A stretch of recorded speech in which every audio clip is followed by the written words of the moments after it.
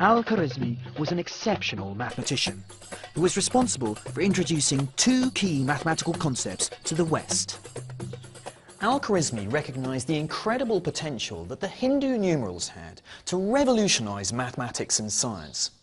His work explaining the power of these numbers to speed up calculations and do things effectively was so influential that it wasn't long before they were adopted as the numbers of choice amongst the mathematicians of the Islamic world.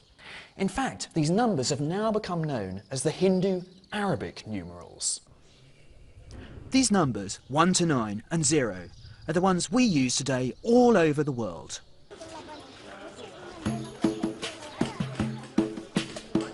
But Al-Khwarizmi was to create a whole new mathematical language. It was called algebra and was named after the title of his book, Al-Jabra wa al-Makbal, or calculation by restoration or reduction.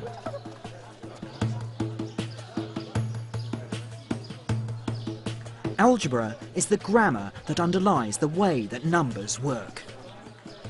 It's a language that explains the patterns that lie behind the behaviour of numbers.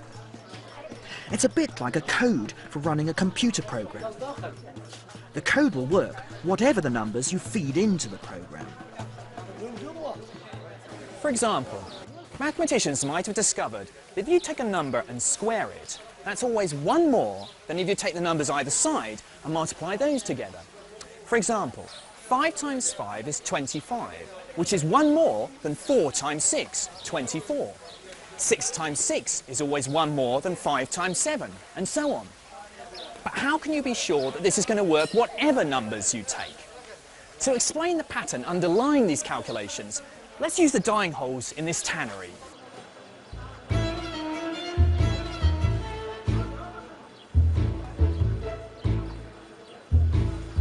If we take a square of 25 holes running 5 by 5 and take one row of 5 away and add it to the bottom, we get 6 by 4 with 1 left over. But however many holes there are on the side of the square, we can always move one row of holes down in a similar way to be left with a rectangle of holes with 1 left over.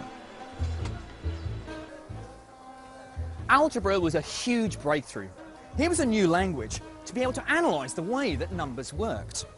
Previously, the Indians and the Chinese had considered very specific problems. But Al-Khwarizmi went from the specific to the general.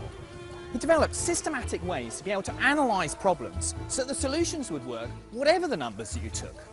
This language is the one that's used across the mathematical world today. Al-Khwarizmi's great breakthrough came when he applied algebra to quadratic equations, that is, equations including numbers to the power of 2. The ancient Mesopotamians had devised a cunning method to solve particular quadratic equations. But it was Al-Khwarizmi's abstract language of algebra that could finally express why this method always worked. This was a great conceptual leap and would ultimately lead to a formula that could be used to solve any quadratic equation, whatever the numbers involved.